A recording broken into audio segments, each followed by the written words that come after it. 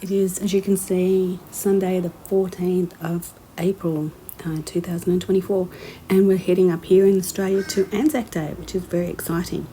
There's been a lot of talk recently about the NDIS, which is the National Disability Insurance Scheme, which started in 2012 under the Gillard government. She now, as you might have seen if you've seen my videos, is or was in Melbourne for the whole global citizen charade, scam, cult thing that's happening around the world, where we no longer belong to a country or to a culture or to a race. We are all citizens of the world, which is a one world government, if you think about it. Which I don't agree to. Yesterday we had a terror attack in Sydney. It's now the government and the police and the media here are now calling it a mass murder. I remember many years ago that if you had somebody that did more than one crime that ended up in somebody not living anymore, they were a mass murderer. That got changed. And then they became serial killers. It's funny how they flip things around because it sounds more attractive or it's more exciting or it just makes people fucking stupid. But anyway, I'm meant to be talking about the NDIS. So I did some digging, and this here, multiple sclerosis. You've noticed I've mentioned a few videos about MS, specifically one with the whole COVID situation, that there's a certain MS medication that basically is better than hydrochloroquine and also better than quinine. It's better than all of those type of, horse paste and all that type of stuff that people were being told was rubbish. But anyway, so I had a look at the NDIS statistics. And basically, as you can see here, this is all as at June 23. So this is 9 months ago. They're talking that only 2% of people on the NDIS system have multiple sclerosis. 10% of the participants are aged over 45 and above. 74% are female.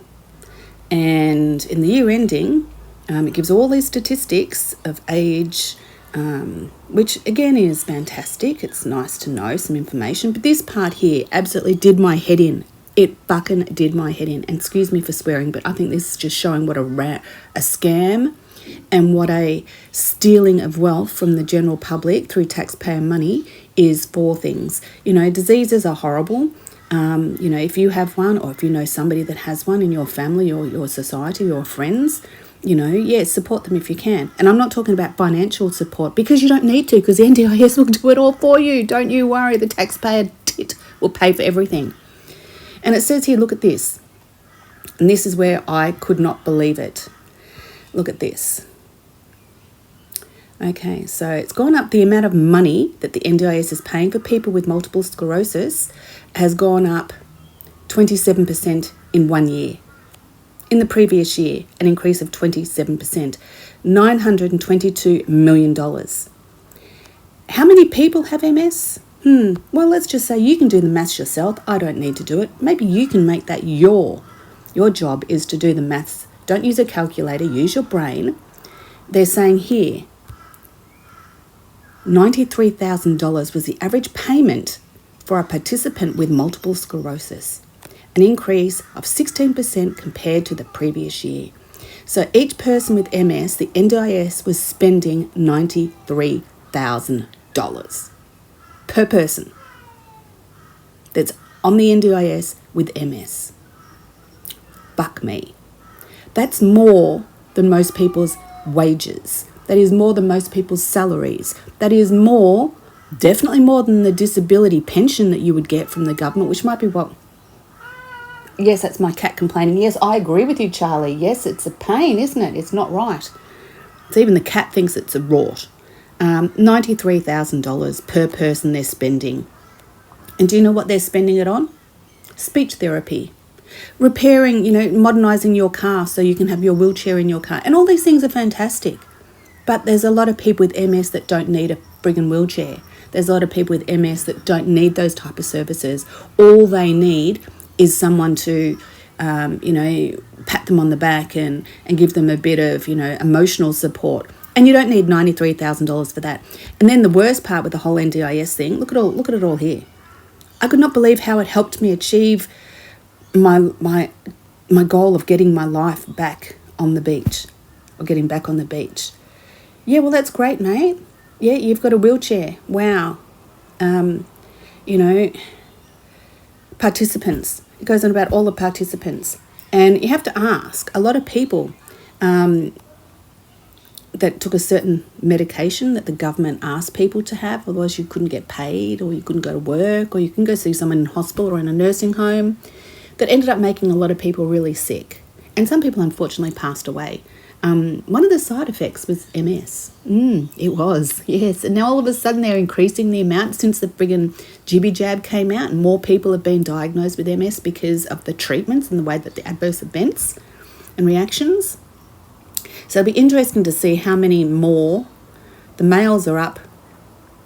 Are the males going to be up? I'd like to see what they were previous years.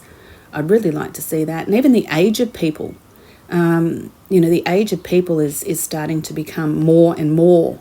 This one here, they actually talk about the remoteness. So when you talk about the NDIS, it's not just the people in cities they're talking about people everywhere. And the remoteness. So I can understand if you have a chronic ailment or a disease and you're in a remote area, yes, to get those services to you, it's going to cost more. But, they're now also talking about how many Indigenous First Nation people have MS. Okay. So they're talking about the number of First Nations people that have MS. As you can see, it is 1%.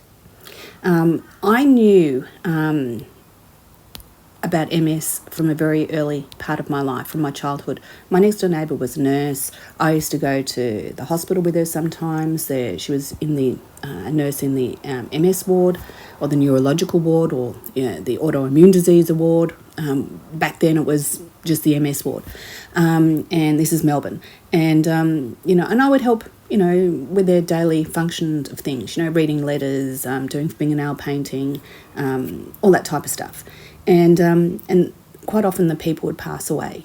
And that was really, really sad. So I was aware of MS. I didn't know what it was. I didn't know how you got it. I didn't know what it did to your body. All I knew is that it made some of the people that I really enjoyed the company of were no longer there. And that was really quite sad. And I don't think any of them were ever Aboriginal or First Nation. And then it wasn't until later on, when Superman came out, and Richard Pryor, he came out saying that he had MS and he would smoke weed because it helped with his muscles, spasticity and type of stuff. And I was looking into the research of it going, well, how can it be? Nobody really knows about MS. Nobody knows what causes it. And yet you've got somebody like Richard Pryor, who definitely is not an Anglo-Saxon, and he has MS. I'm like, what the hell?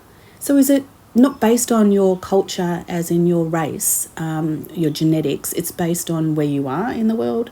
And I found out that it has a lot to do with sunlight, vitamin D. And they found that, I think up north, in the northern hemisphere, Scotland, top end of Canada, all of those areas are the most prevalent for MS. Because obviously they have less sunlight during the day and it's cold, it's miserable. But anyway, so to find that the First Nations even have to be mentioned on here when they're only 1% of people is, once again, it's a bit, I'm not going to be disrespectful to anybody, but that just to me is like clutching at straws. I'm surprised they're not saying that it's based on climate change, But anyway, it just does my head in. So you think about how much money are these people getting? Are they getting that $93,000 per person? Because a lot of it's based on how many people? 148 people in all of the country, 148 First Nations people, and it's an increase of 15%. Maybe it's because you made them take a special medical treatment. I don't know. I'm just calling it out for what it is. That's what common sense and logic tells you, doesn't it? So now we're getting into cultural and linguistical diversities, the CALD, and these acronyms are doing my friggin' head in. There's these acronyms for every gender, every race, every religion, there's everything. What happened to the good old Anglo-Saxon white man? So I think they should have acronyms for those. And I did I put that down on someone's video, and I said, let's start our own acronyms, where you can be an Anglo, so an AS, an Anglo-Saxon, white male, ASWM. So I'm going to start calling myself an ASWF. So I'm an Anglo-Saxon white female. That's what I'm going to start calling myself. And if people don't like it, you know what they can do? They can go find a donkey and do the deed with the donkey. Yeah, they can do that because I don't care. I am who I am, and I'm proud of who I am. And coming up to Anzac Day here, I will be very, very proud and out and about, and talking about my great uncle, who if you've seen my video about my family history, I'm very proud of him, and he spoke to me. He appeared to me when I was 16. And since then, the amount of information that I have, and I'm still in contact with two of the other family members of people that were on his plane or on his bomber aircraft. On Hitler's birthday, they passed away. So it's a very, very family memorial day for me. And and I won't let anybody ever take that away from me. They can never, ever take that away from me. It's like become part of my culture, of who I am. And if they don't like that, go find a donkey and do the deed. And you know what that is? Go suck a donkey's dick. Yes. So the number of participants with multiple sclerosis identifying as CAD is, an increase of 7%. Maybe that's because people don't want to communicate with people anymore. Why say anything when you just sit there and you do nothing and you get everything, and people make assumptions? That's the thing. The whole world is full of assumptions. So the assumptions that people have this, oh, she didn't say this, so I assume. No. What does assuming? You makes an ass out of you and me. No. So stand up. Don't be anybody's bitch. That's my favourite thing that I tell all young girls. Don't be anybody's bitch. Do an Elon Musk. Tell them to go fuck themselves. Don't, if you don't agree, you don't think it's right, tell them to go fuck themselves. And stand up for yourself. Don't be a pushover. Don't let anybody try to intimidate you. Stand up, be proud. It doesn't matter who you are or where you are. If you're female, stand up for yourself, because you are the minority and they are trying to dominate you. Don't let it happen. Tell them to go fuck themselves, do an Elon Musk, go fuck yourself, and go find a donkey and do the deed. That's what I tell people. And people laugh at me. And then they tell me I've got great energy. So it's amazing. Yeah. And nobody's ever told me off. But anyway, so we're talking about the NDIS and what a scam this thing is. It really is. It is a rort. It is a money laundering situation. So look at that. Total payments, $922 million. Wow. Up 27%. And what are these? What's all this money for? Daily activities, community, consumables and transport. I thought the NDIS said that consumables, the NDIS won't pay. You can look into it and see it yourself. The NDIS won't pay for your rent. They won't pay for your food. They won't pay for your cleaning products. They won't pay for your food. They won't pay for your clothing. They won't pay for anything that's normal activity. So why have they got their consumables and transport? Consumables to me are things that are special. That might be the oil for your wheelchair, or special, if you've got problems with, say, hearing, it might be special earphones that you might need. Things that, consumable, they don't last for a long time. They might also be highly degradable. I don't know, but anyway. And transport. Yes, they have said in the NDIS that you can take, when you go on your $15,000 holiday, you can take a carer with you. There you go. But it can't be a family member or a friend, because the government expects that they will do that for you for free because they love you. What a rotten scam this is. And what else have we got here? Capacity building, daily activities. Capacity building, what does that mean? Daily activities. Does that mean that they're going to put you in a care home? A group home? And 92,000, I don't even know how much. the year ending, capacity building other, and capital. What's all this? Total payments by age band for the year ending. Okay. So if you're under 24, there's not many people that have MS. It is a progressive disease. So look at that. Average payments, $93,000. Now, do you earn $93,000 a year? If you are at home and you're a parent, I'll put this to you. If you're a parent and you have a child with autism, or you have a child with muscular dystrophy, how much would you, and you're not getting any government assistance because the government hasn't classified your child as needy as yet, and you have to pay for everything yourself. You have to self-fund your child. How much money do you spend a year on that child? Obviously, it won't be $93,000 unless you're earning about $300,000 a year. Otherwise, you can't friggin' live. You can't pay your rent. You can't pay your bills. You can't buy food. So where's this $93,000 per MS patient going? Where's it going? And what are they using it for? This is such a scam. This is worse than the whole housing commission house sale system that's happening in Sydney, where, you know, they're moving people out of the housing commission homes out West Sydney because they've trashed them, and the government don't want to spend any money on repairing it because they know, give it 5 or 10 years, it'll become a shithole, and everyone will be moved to another place because they don't want to live there anymore. And they're vacant, these houses. And you can see the Spaniard, you can see his videos, and I'll put one of the links below, and go and watch one of his videos. This is how I came across this rort, this scam, this stealing of wealth and money from the Commonwealth people, which is us. And then they knock those places down, and they then sell them for $650,000 a block of land. And that's going straight into either the government's money back pockets, or it's going to the developer's back pocket.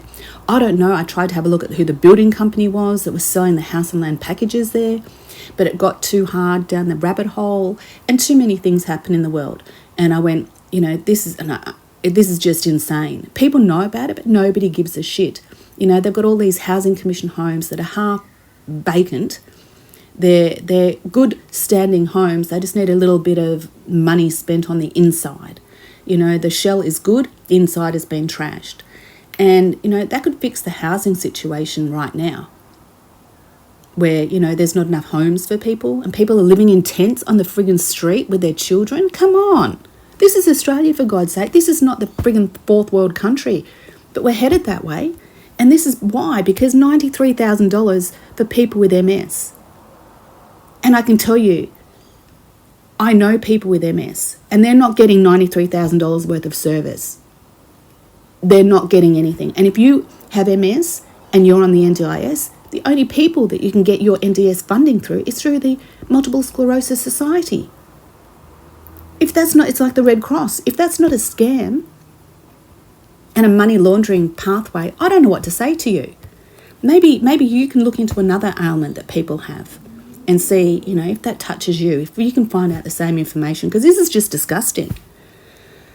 Because I can tell you, the people with MS don't earn $93,000 a year. If you're on the government pension, the disability pension, you might get $26,000, maybe $27,000 or $28,000 if you're lucky, and that's it. If you get rent assistance, and that's it.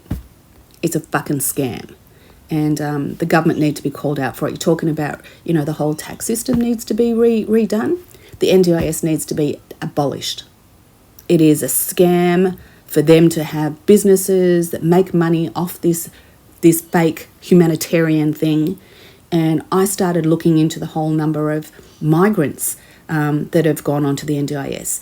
And believe it or not, you don't even have to be an Australian. They say you have to be an Australian citizen, but you don't really, because you just have to be an Australian resident. Do you know there's a difference?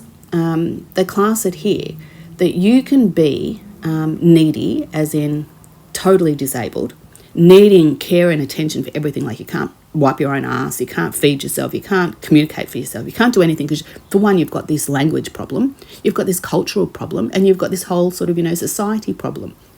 because they don't know how to use what we have. So it's very, very overwhelming for them, which I can understand. But you are not an Australian citizen because you haven't gone through the citizenship process, and you haven't relinquished your allegiance with your own home country or your own passport. You haven't surrendered that. But you can be nothing until you arrive in Australia. Then you are a resident. As soon as you get off that plane, you're a resident here. And that's when bing, bing, bing, bing, bing, that's when the money starts rolling in and the services hit you. All you have to do is arrive here. Yeah, it's the way that the whole thing has changed. They're rewording and revising the meaning of things. And as I said, it's like the whole mass murder to a serial killer. What's the difference? When I grew up, there was no such thing as serial killers. They were just mass murderers. And then all of a sudden, no, they're not mass murderers anymore. They're serial killers. Well, a cereal to me was breakfast cereal. It was food. You have it in the morning. You have cereal in the morning. Yeah, so it's just, once again, it is to erase part of your memory and they implant something new in its place. Don't let them do that to you. That's why they don't like people like me and people like you. A lot of people that watch my videos are around the same age as me. They don't like the fact that we know shit, that we remember stuff, that we're not stupid, naive and gullible. They hate that about us. That's why they want us gone. We know what we expect from our government. Family and carer employment, here we go. Where was it? They were talking about how, yes, and I might do that somewhere else. I just love being able to cook again and bake stuff with my boys. It's so much fun. Bree, I'm really, really happy for you. I'm glad that you can do that. But can you afford nowadays to buy the ingredients to cook for yourself? Or the power to put the electricity on to cook in the oven? I don't know. But maybe that's where your $93,000 is going, to buy the ingredients so you can have this quality family time, this community time with your family. Maybe that's part of it. I don't know. The weighted average satisfaction results for participants with rated their experience was good or very good over the was 76%. So obviously 14% of people that use the NDIS are saying, "Nah, this sucks. I'm not getting my $93,000 worth. Where's my fucking money? Where's the services that you're spending all this money supposedly on me?" That tells me that they've got a certain number of people that are the little lapdogs. Like that guy in the wheelchair on the beach. I'm so happy to be down the beach in my wheelchair. And I'm sorry if I'm mocking you. Stuart, I think was his name. But I'm talking for real here. He's probably got $300,000 worth. They've probably modernised his house. They've got him a new car that he can put the wheelchair in, because he's the poster boy and he says all the right things. And yet the other people that, don't have their hand out, don't play the oh, woe is me card, get absolutely nothing, because they won't be part of that whole, you've got to pay your way through promotion, publication, and airing your woes for the whole world to see, so that the people that come up and support you and give you all these services that you don't really friggin' need. You don't need someone to do a speech therapy unless you have a problem. You don't need someone to be a dietitian unless you have a problem. They're not things that are normal with MS. So for them to think that that's the standard for everybody that has this ailment, they're putting all square pegs in round holes, and sometimes it doesn't work. And people get annoyed by that. They get, you feel that you're being humiliated and that you're being degraded to a certain point, because they all make the same assumptions, and you can't do that. Then we get to the providers. How was it? Payment received. Providers received a payment just under 28,000. Okay, but 9% were received by 10 providers. Providers supporting participants with model sclerosis who used a plan manager. Who's a plan manager? What's a friggin' plan manager? That to me sounds like it's your parole officer. Someone that's going to organise how they're going to benefit from your $93,000 through the NDIS. That's what it seems to me. And all of a sudden it's gone up from 9% to 21%. No, 79% were unregistered. That's good. That tells me that a lot of people. Oh no, we go down here. That was just for providers supported participants who used a plan manager. For providers supported agency managed participants with multiple sclerosis, 100% were registered. Okay. This is just all too much for me. All too much. So yeah, I've just found it. And this is just something I did just to do the NDIS. Am I eligible? And it says here, eligibility checklist. You have to be under 65. Okay. So once you're over 65, you become an old person? I thought the time now was not 65, it was 67 before you can obtain your superannuation. So why hasn't that changed within line with your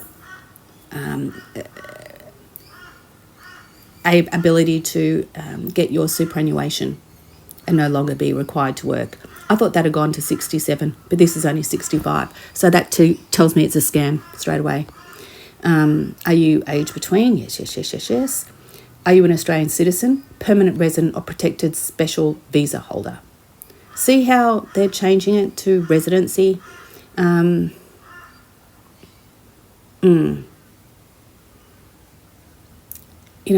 Why? So protected special category. I did look into that, and your disability, blah, blah, blah. Do you need to use disabilities for daily life activities? What life activities are they talking about? That could be emotional, physical, financial, could be so many different things. Do you need support for your family to build their skills to help you?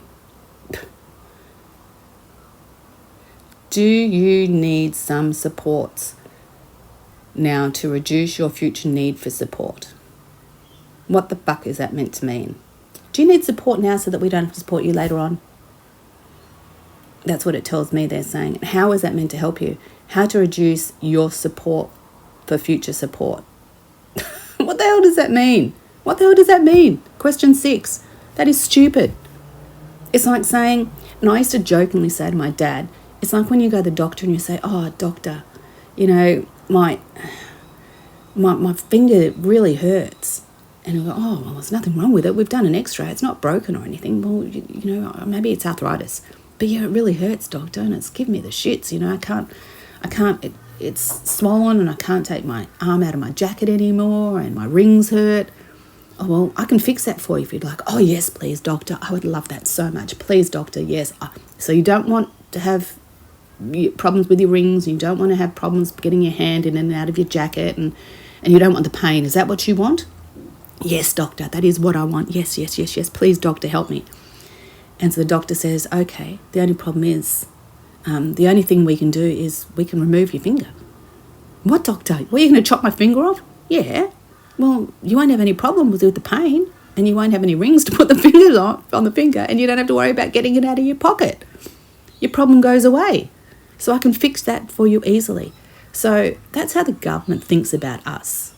Rather than trying to find a logical, common sense, practical way that's not invasive, that is not going to destroy part of who we are, to fix our problems, it's easier just to remove the problem. And that might be a finger, it might be financial support. The government don't want. And where is it? Is it on here? No. Let's just do a little joke. Can family receive NDIS funding? It is not standard for family members to be paid for providing family support services. They are some rare circumstances where a family member can be provided as paid support under the NDIS. Can family members get paid by the NDIS? And this is the more kicker one.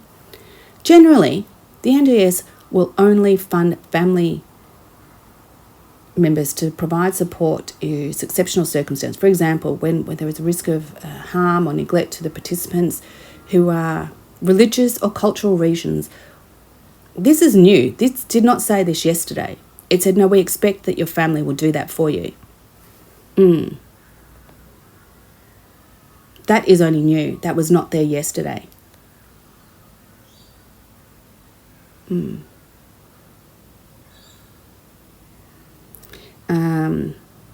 This one here.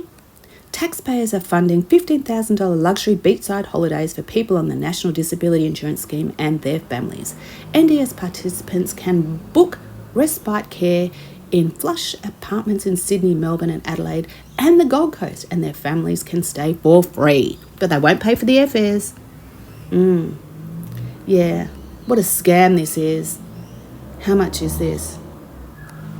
Can they pay for airfares? While the NDS can't fund your holiday itself, and there's no funding currently category for travelling and leisure, but you may be able to claim some of the cost to support you on your holiday. Jump on in.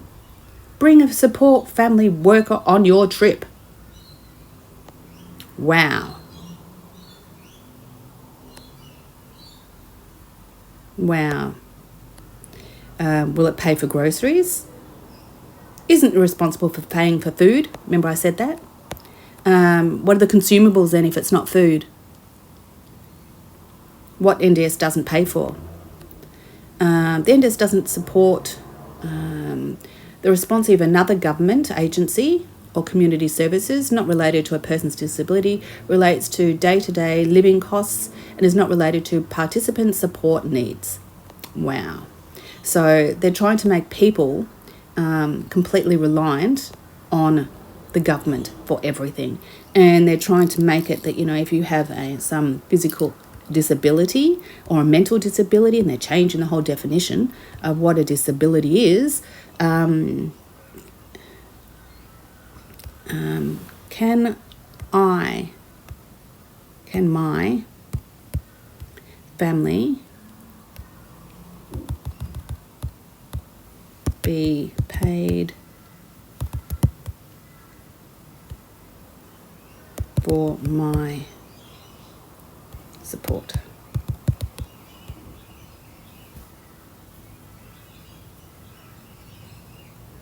Okay.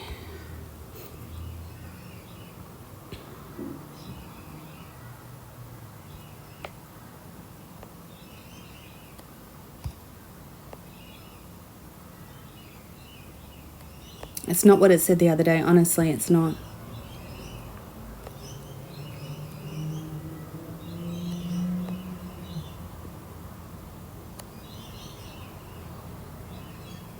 Oh, here it is. Family partners. This is it. This is what I was trying to say. Can a family member provide NDS support?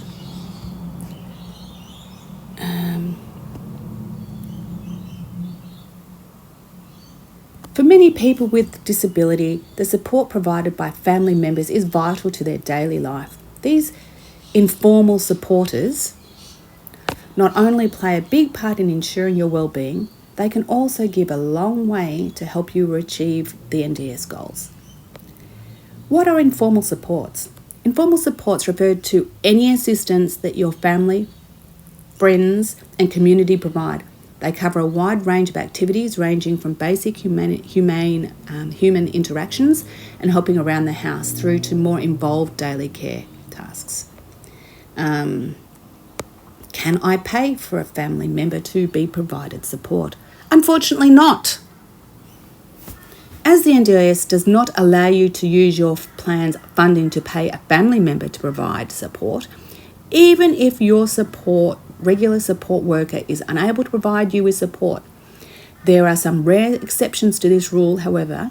If you feel you have no other options, we suggest giving the NDIS a call and explain your circumstances. Why can't I pay a family member? This is again the kicker.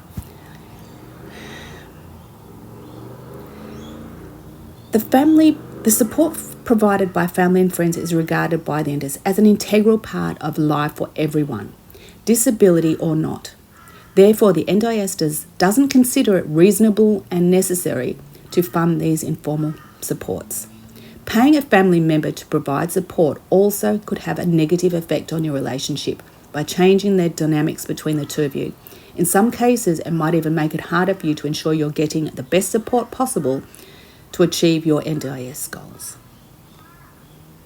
It did say that that's part of normal life. They expect that your family and friends will do that for you because they love you and they care for you.